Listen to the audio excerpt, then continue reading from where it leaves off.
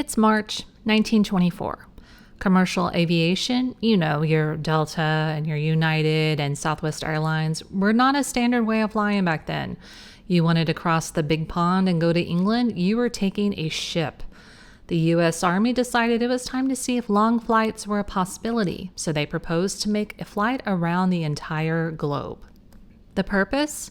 According to the Birmingham Age Herald, March 16, 1924. To gain for the Air Service added experience in long-distance flying and particularly in the supply problems connected therewith. To complete an airplane flight around the world in the shortest practicable time.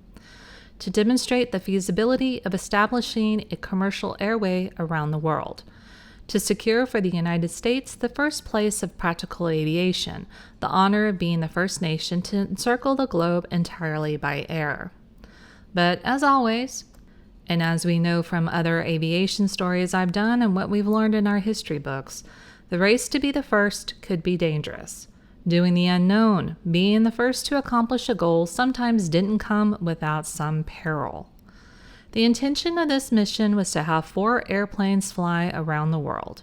They would leave Santa Monica's Douglas Airship Plant, where these planes were built, and head north to Fresno, Stockton, and Sacramento, California, and then Portland, Oregon, and Seattle, Washington. The departure date for leaving Seattle would be April 1st, and at that point, the planes will be fitted with pontoons at the Boeing Airplane Company. Once in Tokyo, Japan, the pontoons will be removed and replaced with wheels. At Hull, England, the wheels will be removed and replaced with pontoons until they reach Montreal. I'm not going to list every single stop because there are a lot, and also the stops will no doubt fluctuate according to weather, possible airplane issues, etc.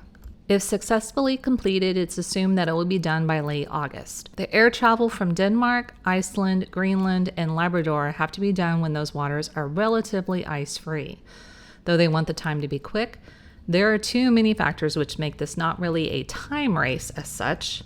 But mainly, can we even do it? And if we can do it, what have we learned from the experience to be put towards someday having commercial aviation flights?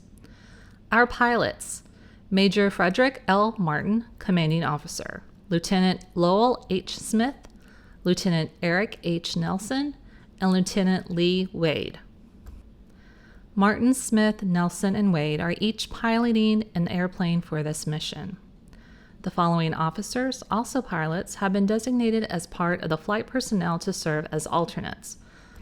Lieutenant Leslie P. Arnold, serving as co-pilot and flying with Smith, and Lieutenant LeClaire D. Schultz. Mechanic flying with Martin, Staff Sergeant Alva Harvey. Mechanic flying with Wade, Staff Sergeant Henry Ogden. Co-pilot with Nelson, Lieutenant John Harding, Jr. Let's learn a little bit about our 4 pilots, shall we? Martin is an Indiana native born in 1882, Purdue University graduate of mechanical engineering, second lieutenant of the Coast Artillery Corps 1908, first lieutenant 1911, captain 1916. 1920, he was transferred to the Army Air Service as major. During World War I, he served in Washington, D.C. and overseas relating to supply issues. Rates as an airplane pilot in 1921. As of this time, he was the commanding officer of the Air Service Technical School at Chinook Field, Rantoul, Illinois. Smith is a California native born in 1892. When the U.S. entered World War I, he was a private in the aviation section, Signal Corps. First lieutenant, 1917. Captain, 1918. Lieutenant in the Regular Army, 1920. 1920 to 21, he was on the airplane Forest Fire Patrol, basically in charge and saving a lot of potentially lost timber and land. Has a total flying time of 1,700 hours, 1,000 of which was cross-country, and he has flown 100,000 miles. Nelson is a Stockholm, Sweden native, born in 1888. Aeronautical motor expert with over 7 years' experience in internal combustion engines. Joined the aviation service during World War I and completed his flight training. Second lieutenant 1918, first lieutenant 1920. Has probably the greatest amount of cross-country flying experience of anyone in the Army Air Service. Wade is a Michigan native born in 1896. World War I, transferred to the Aviation Service Signal Corps. First Lieutenant 1917. Received flight training in Toronto with the Royal Air Force. Became a flight instructor with them before moving to the U.S. Army Air Service. Served in France 1918 and 1919 as a test pilot, instructor, and then as CEO of an air squadron at one of the American training centers in France. He's notable for being one to take pictures while flying, including pictures of the White Mountains of New Hampshire and Vermont in 1921. The airplanes used are by Donald Douglas, constructed at the Santa Monica-based Douglas plant, both for land and water, convertible by the interchangeable feature of wheels and pontoons. Made of duraluminum. Wings are wood and fabric and have a span of 50 feet. Engine is Liberty 100 horsepower with the latest improvements. As a seaplane, the altitude is standardly 7,000 feet with a max speed of 100 miles per hour and landing speed of 35 miles per hour. As a land plane with wheels, 10,000 feet, 103 miles per hour, and land at 53 miles per hour. Again, the 4 biplanes will be making the flight, and at various spots on the route will be 15 extra Liberty engines, 200% replacements for the planes themselves, and extra sets of pontoons. When the planes return at the end of the tour, the only original parts of the plane will probably be the radiators and fuselages, as all other parts of the plane are available to them at various stops along the path to change out as needed. So what does this maiden voyage, first time ever around the world flight, mean to the pilots? Major Frederick Martin, commander of the Squadron of 4. Quote, "It means everything to me. It's the greatest opportunity I've ever had or ever will have. It is the trust or signal honor which I had hoped for, but hardly expected prior to the moment of notice that I had been selected as one of the 4 and to command. We are expected to go through with it, and we will." End quote. He will pilot the plane named Seattle. Lieutenant Lee Wade, number 3 in the squadron. Quote, "It means that part of this globe circling by air job has been put up to me, and I'm going to put over my share of it. I feel nothing can stop us unless our ships are wrecked somewhere while anchored for the night. My plane worked without developing a flaw all the way here from Santa Monica. Now it seems to me there's nothing left to do but fly around the world. I received my commission for the trip the day before Christmas, the best Christmas present I ever had. We'll do it." End quote. He will pilot the plane named Boston, and then later the Boston II, which we'll talk about later. Lieutenant Lowell Smith, number 2 in the squadron. Quote, "Aside from appreciation of the honor of sharing in the flight, it means to me the big step in the advancement of commercial flying and the ultimate conquering of the air by passenger and freight planes. Our flight will be successful. It will prove that long-distance flights are practicable and safe. I am interested in the rapid advancement of commercial flying. For the nation possessed of good commercial flyers is assured of experienced flyers in war times." End quote. He will pilot the plane named Chicago. Unfortunately, I don't have a quote from Lieutenant Nelson, but he will pilot the plane named New Orleans. I'm going to skip some things in the beginning. Mostly it was just delays because of weather, wind, whatnot, but they did finally get going. April 6th, the flagship, called Seattle, along with the planes New Orleans and Chicago, left at 9 o'clock from Sandpoint/Seattle, and the plane called Boston left at 10 a.m. The late start was because the plane could not lift off of the water until its load was lightened.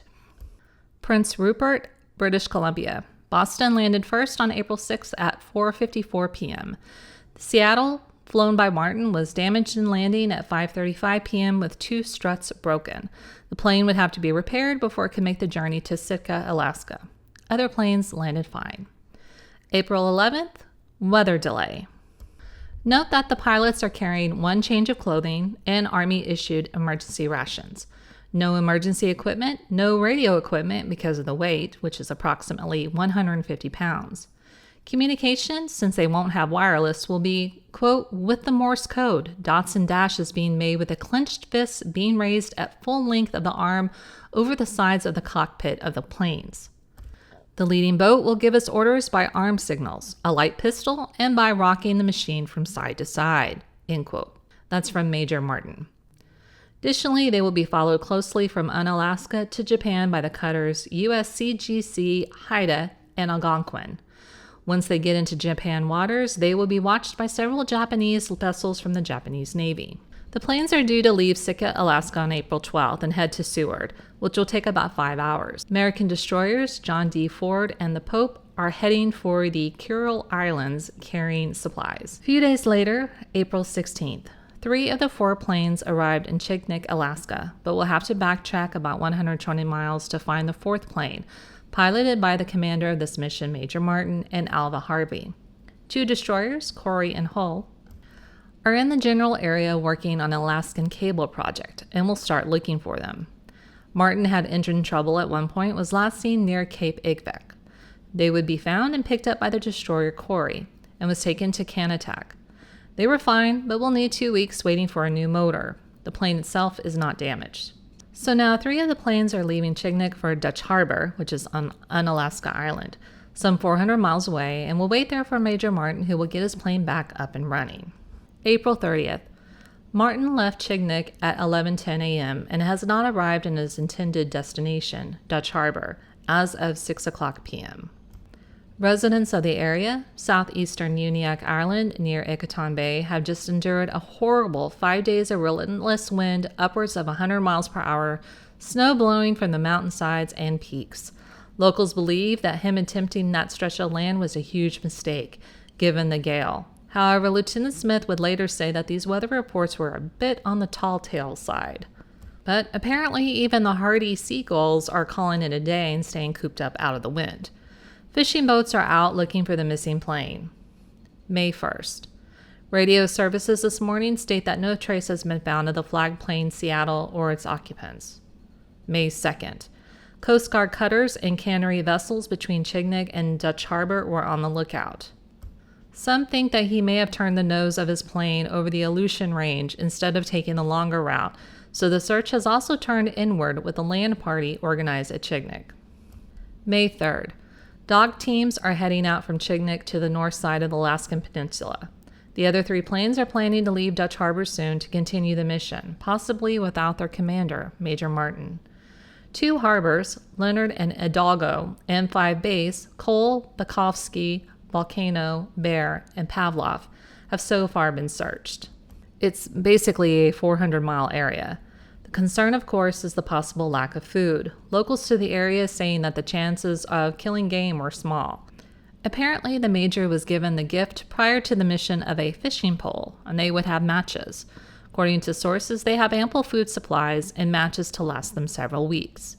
Quote, "We believe he is safe and will soon be located," end quote, said Lieutenant Smith's telegram. May 3rd. The remaining 3 planes will leave Dutch Harbor for Nazan, which is the island of Akka. The cutter Haida, who had been part of a research effort, is heading that direction in order to continue with the flyers as far as Tokyo. The 3 planes were in good shape, and Lieutenant Smith has taken over as commander of the mission in consideration of Major Martin's disappearance.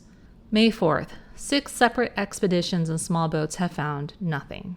The Coast Guard cutters, the Algonquin and Haida, along with survey ship Pioneer, have been over most of the course he was expected to follow. A group of natives told of a great winged bird having passed over their village at the head of the Chignik Lagoon, headed towards the Bering Sea, which is on the opposite side of the land from Chignik. May 5th. A trapper living on an island in the middle of Lake Chignik said that he thought he saw Major Martin's airplane flying over the lake at about 400 feet towards the Bering Sea. Quote, "I saw a plane about noon flying over my house, heading for Bering Sea. I judged it was about 400 feet in the air. I believe the plane saw me," end quote. May 6th. It's been wired to the War Department that the south side of the Alaska Peninsula has been scoured, and nothing more could be done. Searches are now being concentrated more on the north side. 2 men in Port Mahler thought that they had seen a plane about 10 to 15 miles southwest at 6:16 p.m. Sunday. Too far distant to get a clear view, but we're certain it was a plane.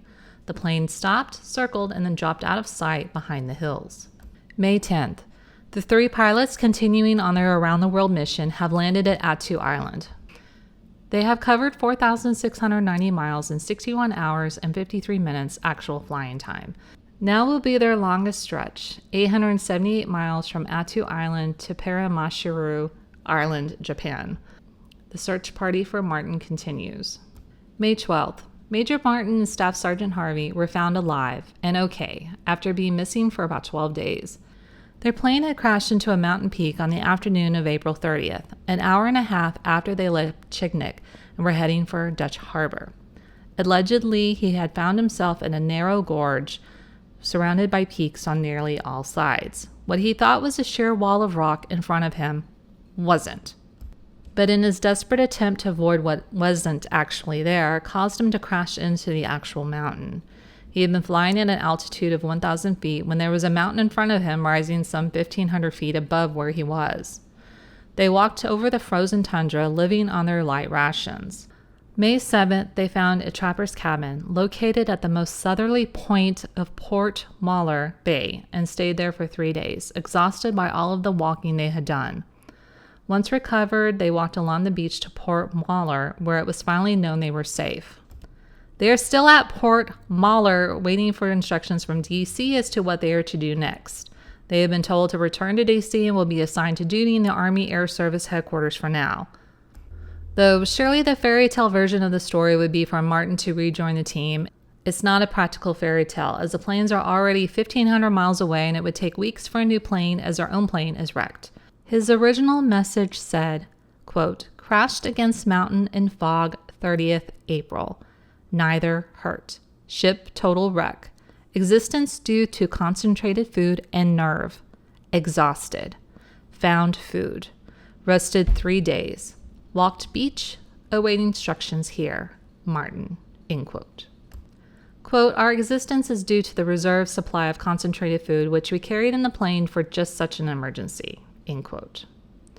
May 26th. You know how in old cartoons like Looney Tunes that mirages were a big thing. You're lost in a desert, you imagine a lovely lush pool of water surrounded by palm trees, and you race for a drink of that water only to take a mouthful of sand, because that water never existed. Major Martin explained that he was drawn from the Pacific by the mirage on April 30th, soon after his plane left Chignik. He was taken off his course in a northwesterly direction. Quote, "The weather was foggy and the clouds low. I changed my course, heading south, but suddenly hit the side of the mountain. Had we hit 10 feet lower, we would have struck an abrupt cliff and probably both been killed. But as it was, we crashed on a gradual slope. And the plane slid about 100 feet, tearing it to pieces." End quote. He did break his nose, but Sergeant Harvey was uninjured. Quote, "If another Douglas cruiser were available, I would like nothing better than to rejoin the flyers in Europe. But it would not be fair to the other men who had made excellent progress for me to take any of their places." End quote. Meanwhile, the around-the-world journey continues, and these Ma's are awfully proud of their boys. Lieutenant Smith's Ma, quote, "I wouldn't have stopped Lowell from flying around the world for anything," end quote, says Mrs. Jasper G. Smith of Los Angeles, mother of Lieutenant Lowell Smith, who received command of the flight after Major Frederick Martin crashed into an Alaskan mountain. Quote, "I'd go too if I were a man. I'd like to fly some more." "Yes, I flew with him a few weeks before he left. It was in San Diego. He took me 100 miles an hour so I could see what it was like. And oh, it was the most inspiring feeling. Now I understand why Lowell has been so absorbed in flying since the war. Lowell was an instructor at Kelly Field, which is in San Antonio, so good that it kept him there when others were going to France, but he finally got overseas. Just after he wrote that he was selected to head a division flying into Germany, the armistice was signed." End quote. In Los Angeles is Mrs. Robert Harding, whose son John is the ranking second lieutenant and mechanician on the New Orleans ship number 4 of the flight. Quote, "All his life, everything he's done, John always comes to me first. When they called him from McCook Field in Dayton, Ohio, for his around-the-world flight, he put it up to me, but I would not decide for him. I never would stand in his way, and I've never felt the slightest doubt as to his safety. Flying has changed my boy. Before the war, when he was preparing for an engineering course at Vanderbilt University in Nashville, Tennessee, he had the smoothest, softest skin, the reddest cheeks. Now his face is tanned, and as he wrote me the other day, quote, we're husky like lumberjacks," end quote. But he's still the handsomest boy I ever saw. Here's a photograph of him with his officer's cap on. People often mistake it for a picture of the Prince of Wales. He expected the trip to be hard. Before they took off in March, he said, "If anyone thinks this is going to be fun, they're crazy." It isn't John's first long flight. He flew around the rim of the Arctic in 1919, end quote. In Spokane, Mrs. Cora L. Arnold is waiting for her son. Quote, "I'm not at all worried about Leslie. In all the time he has been flying, he has only had one accident, and that wasn't serious. That was in Memphis when he was forced to make a landing on top of a hen house. But he escaped without a scratch. Leslie was an instructor in the Air Service, both in this country and in France during the war. He is a Princeton graduate. Before going into the aviation service, he was a draftsman in the submarine division." End quote. Near Cassopolis, Michigan, lives Mrs. William Wade, mother of Lieutenant Lee Wade. Like the mothers of the other flyers, she is confident he will return safely.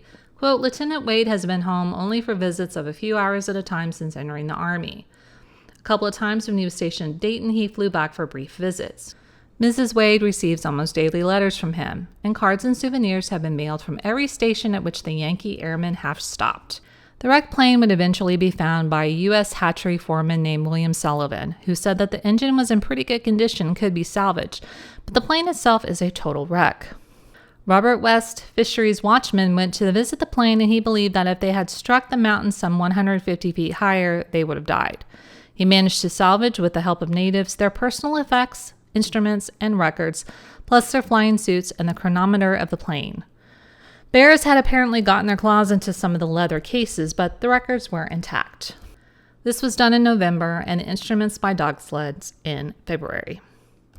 Regarding the Around the World mission, now down a plane. Not enough time to go into that fully. They left Seattle April 6th and returned on September 28th. It took 175 days to circle the globe, flying on 66 different days, making 76 flights, because on some days they made 2 flights, traveling 28,000 miles and 371.11 hours in the air. The plane Boston, piloted by Wade, had an oil pump failure that forced it down into the sea. The plane Chicago flew to the Faroe Islands, and it dropped a note onto the U.S. Navy cruiser, the USS Richmond, about the plane. The crew was rescued. The Boston, while being towed, capsized and sank.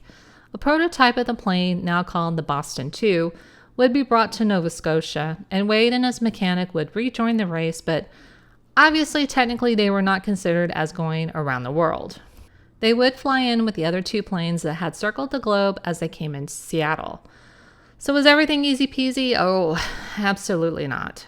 Issues riddled the planes as they traveled, as expected, but they worked through them and continued on. I just can't talk about each and everything. Smith said, quote, "I think we have done a lot of good in creating friendly feeling for the United States among the various nations of the world. Many people we visited knew little or nothing about the United States, and some did not know what Americans looked like. We were treated cordially in every country visited and were royally entertained. We consider the flight one of the most severe tests ever given an airplane. It was much harder on the planes than a cross-country flight. During the entire 175 days, the planes were under hangars on only 12 days. They were battered by wind, rain, snow, hail, and sleet, as well as desert sands." End quote. On the return of the 3 planes, Major Martin was the first to shake Smith's hand when he returned. It was the first time Martin had seen the flyer since his crash. Thousands were in attendance at Sandpoint as they landed. Martin said, quote, "I realize better than any of you the courage, hardihood, and stick-to-itiveness that these men needed to complete the flight.